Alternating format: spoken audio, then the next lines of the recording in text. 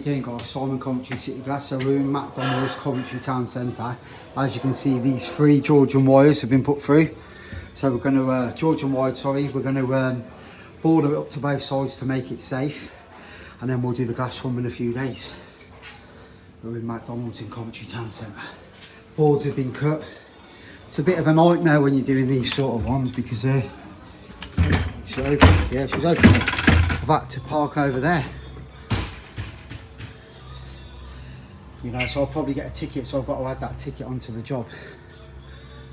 There it is, there's the one.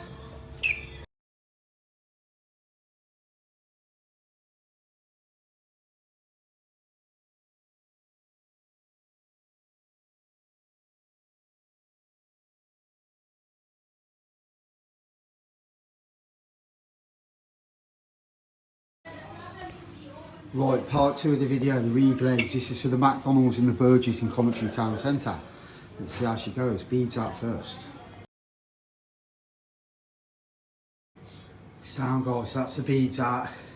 Old glass out, beads are going to get repaired and then new glass will go in.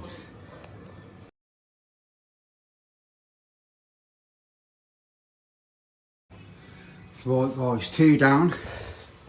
1, 2, and the last one to go. As you can see with me, I do it the proper way. I put them on a glazing tape. The reason I do that is if ever the bead failed, especially in a restaurant where the doors open and closing all the time, the tape is going to pull the glass onto the wood. So it's just good practice.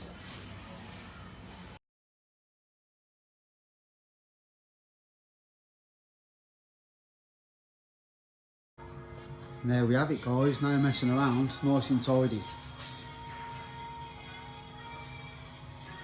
Not bad. 2-day turnaround from board up to Georgian wire reglaze.